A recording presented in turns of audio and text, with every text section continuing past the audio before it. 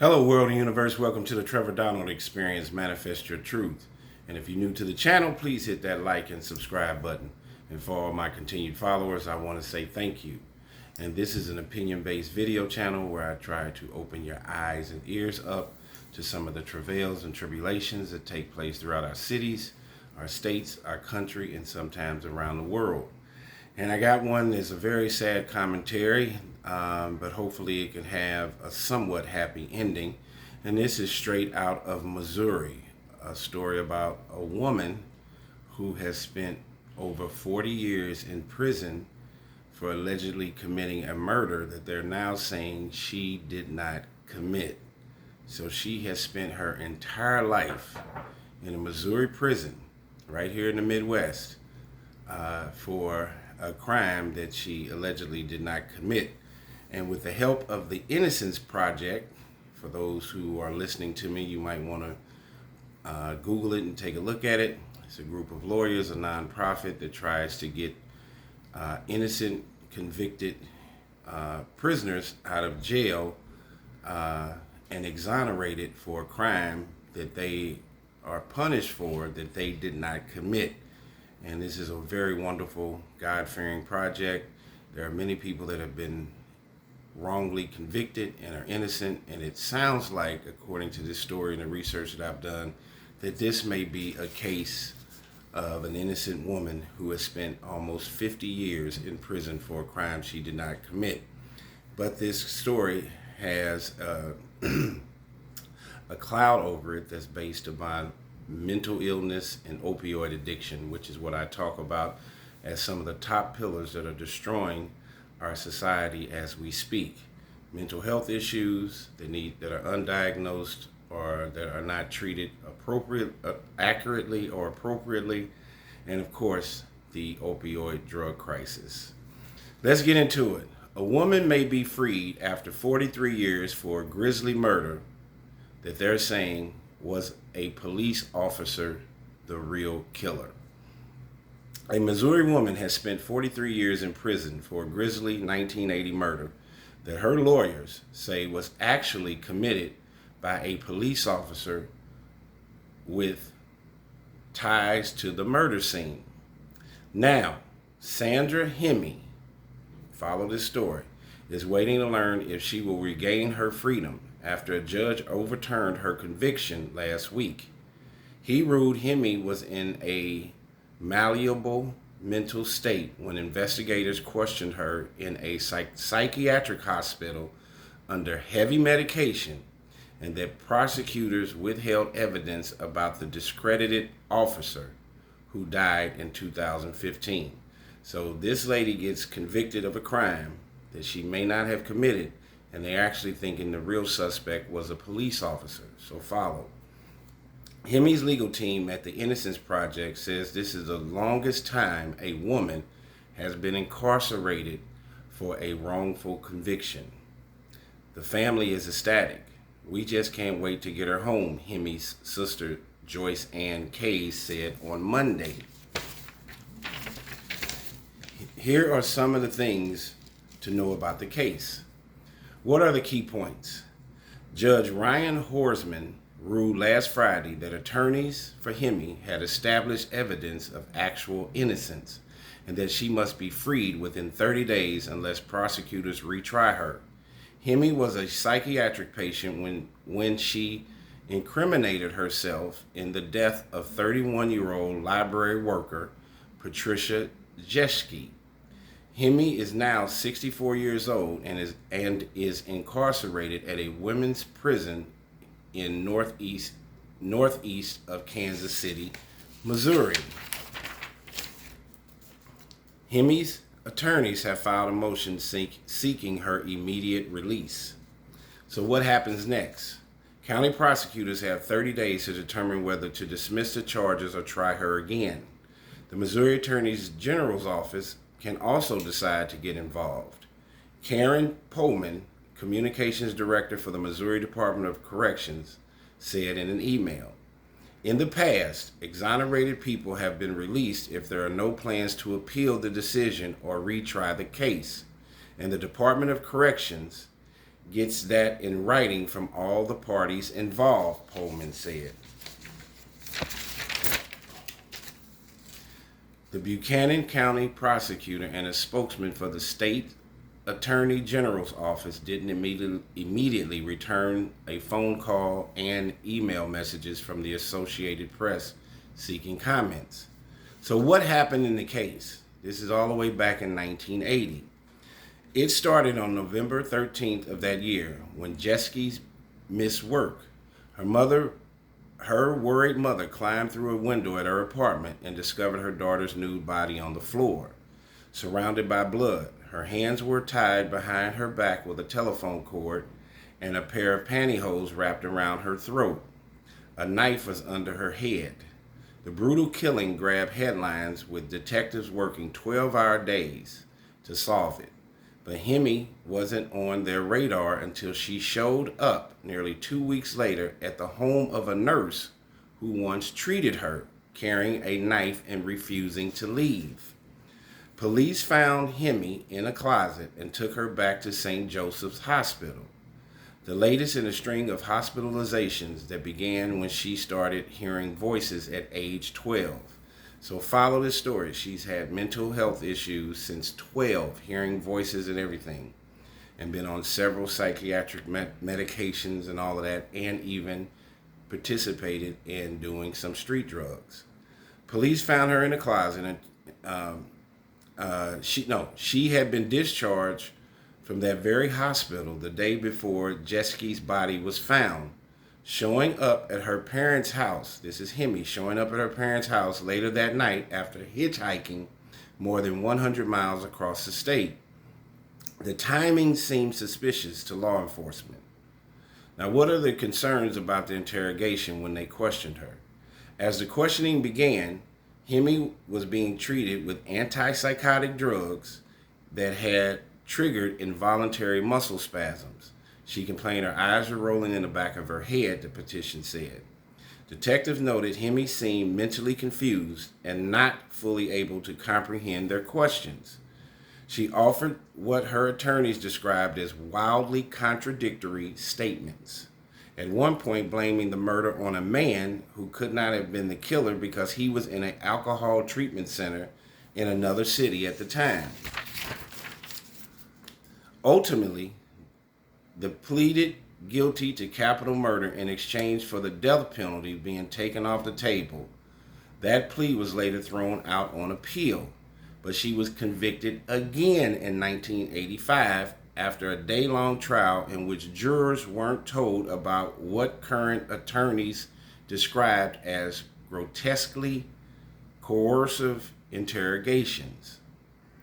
Who do Hemi's lawyers say is the real killer? Her attorneys argue that evidence was suppressed implicating police officer Michael Holman, a police officer at the time in St. Joseph, a city on a bend in the Missouri River, roughly 50 miles north of Kansas City, St. Joseph, Missouri. I've been there before. About a month after the killing, Officer Holman was arrested for falsely reporting his pickup truck stolen and collecting an insurance payout. The same truck had been spotted near the crime scene, and his alibi that he spent the night with a woman at a nearby motel could not be confirmed. Furthermore, he tried to use Jesky's credit card, this is a police officer, at a camera store in Kansas City, Missouri on the same day her body was found. Holman, who was ultimately fired, Officer Holman, said he found Jesky's card in a purse in a ditch. Really? And he's a police officer. Why wouldn't you take that evidence to the police station? During a search of Officer Holman's home, police found a pair of gold horseshoe-shaped earrings in a closet, along with jewelry stolen from another woman during a burglary earlier that year. Jesky's father said he recognized the earrings as a pair he bought for his daughter.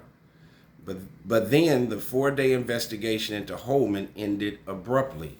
So they investigated Officer Holman, and it ended abruptly within 4 days, while Jesky's father identified the earrings that Officer Holman had in his possession as the earrings that Jeski's father had bought for his daughter. And many of these uncovered details were never given to Hemi's attorneys. So why did the judge decide to free Hemi? Horsman found her trial counsel was ineffective and prosecutors failed to disclose crucial evidence that would have aided in her defense, including Officer Holman's criminal conduct. The only evidence tying Hemi to the killing was her unreliable statements, Horsman wrote, and her psychiatric condition was fertile ground for her to also internalize or come to believe the apparent false narratives she told. He said her statements were also contradicted by physical evidence and accounts of reliable independent witnesses. The judge said outside factors like media coverage and police suggestions substantially undermined the prosecution's argument that Miss Hemi's statement contained details that only the killer could know. There was, however, evidence that directly ties Officer Holman to this crime and murder scene, he wrote. Were other mentally ill patients questioned like this? Lawyers at the Innocence Project said Hemi wasn't the first mentally ill person targeted by detectives in St. Joseph's, Missouri. Melvin Lee Reynolds, who also spent time at St. Joseph's State Hospital, he falsely confessed to a 1978 killing of a 4-year-old boy following repeated interrogations. He was exonerated and freed in 1983 when a self-proclaimed serial killer, Charles Hatcher, pleaded guilty to the murder.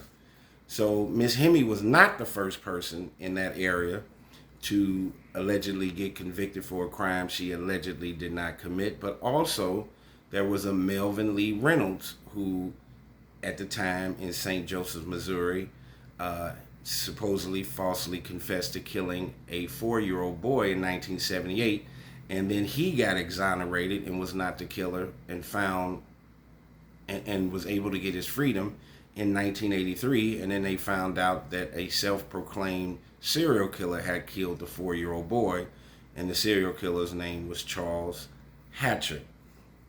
Mental illness is real. Opioid addiction, homelessness, gun violence. This case is very troubling and touches my heart for a woman to spend the majority of her life incarcerated in Missouri prison for a crime that she allegedly probably did not commit based on the evidence. When you look at how Ms. Jeski's body was found, strangled with a telephone cord, stabbed multiple times, that takes a lot of physical work. And for a woman to be 20 years old with mental illness, I find that a little bit unbelievable. Can a woman kill another woman? Absolutely. But if you look at the evidence and the way this was presented, it seems like a man committed this crime. It took a lot of physical fortitude to commit this heinous crime against this young lady, and I don't believe that Miss Hemi actually was the perpetrator of this heinous killing. I think that they had their pulse, and that the police force in St. Joseph's probably had an idea that police officer was probably, male police officer, was probably the correct person to put on their list as the perpetrator. But definitely based on the past, police officers have protected their own, whether they're right or wrong. That's part of the problem in today's time. And I think Mr. Holman, Officer Holman, probably was the one who was the perpetrator of this crime. And I do not believe, based on what I've read, I was not there in 1980, but based on what I read, I think Miss Hemi is probably innocent. And if the Innocence Project, this nonprofit legal team, can get her exonerated and let her live the rest, she's in her 60s now, early 60s, and if she can live the rest of her life with freedom and healthy time, not being incarcerated, smell the roses, look at the sun, look at the moon, and enjoy her family and be able to physically love them one-on-one and have a tangible relationship, I think this would be the best thing for Miss Hemi. I'm sure the 43 years of her being incarcerated for a murder charge was a terrible experience. She had past mental health issues, I'm sure. And in our prisons, we do not do a great job at giving our prisoners appropriate medical treatment for psychiatric and or physical disorders. Prison in the United States has never been a rehabilitation place. This young lady is going to need all the psychological, mental, and physical assistance that she can get through our social services. And if she gets released, and in the state of Missouri, they have laws on the book that if she is released and exonerated and is free to go home, there will not be a multi-million-dollar settlement for Ms. Hemi. I think the laws on the books for the state of Missouri is that they can pay a falsely incarcerated prisoner up to $100 a day. So you can actuate and multiply what her payout will be for 43 years of prison. Is not going to be 10 or $20 million. Hopefully there are some other ways that the Innocent Project can make sure that she is sustainable financially for herself and for her family members who have also suffered along with Miss Hemi while she has been incarcerated for over 40 years for a crime allegedly she did not commit. Tell me what you think about this very, very sad case. And if all the dots line up and the stars line up, hopefully Miss Hemi can get out and breathe fresh air and get released from prison soon and gets a nice settlement to help her navigate her way through the free world like all the rest of us. Tell me what you think. This has been the Trevor Donald Experience. Manifest your truth in a positive, righteous, and God-fearing way.